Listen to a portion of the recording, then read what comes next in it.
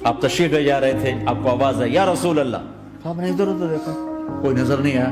پھر آواز آئی یا رسول اللہ, پھر آپ نے دیکھا تو ایک ہرنی آپ کو پکار رہی تھی. ہرنی وہ بندھی ہوئی رسی کے ساتھ. تو آپ اس کے قریب گئے, کیا ہوا؟ کہیں آپ کا ساتھی مجھے پکڑ کے لایا ہے, میرے چھوٹے چھوٹے بچے ہیں, بھوک سے وہ تڑپ رہے ہوں گے, آپ مجھے چھوڑ دیں, میں ان کو دودھ پلا کے واپس آ جاتا ہوں. اب وہ پرائی چیز ہے. تو آپ نے کہا اگر تو واپس نہ آئی تو پھر, کہ اگر میں واپس نہ آئی تو اللہ مجھے آگ میں ڈال دے, جہنم. تو آپ نے اس کی رسی کھول دی اور خود وہیں بیٹھ گئے. وہ دوڑتے دوڑتے پہاڑوں میں غائب ہو گئے اور آپ وہیں بیٹھے رہے.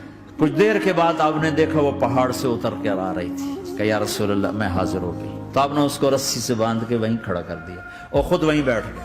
تھوڑی دیر ہوئی تو وہ آ گئے شکاری جو نے شکار کیا تھا. آپ نے کہا میرے بھائی میری ایک درخواست ہے, آپ پوری کریں گے؟ کہ یا رسول اللہ کیوں نہیں, کہ یہ ہرنی مجھے ہدیہ کر دو. کہ یا رسول اللہ سب کچھ آپ کا ہے, کہ بس مجھے ہرنی چاہیے, کہ آپ لے لیں. تو آپ نے اس کی رسی کھولی, کہ جا بیٹی اپنے بچوں کے پاس موج کر.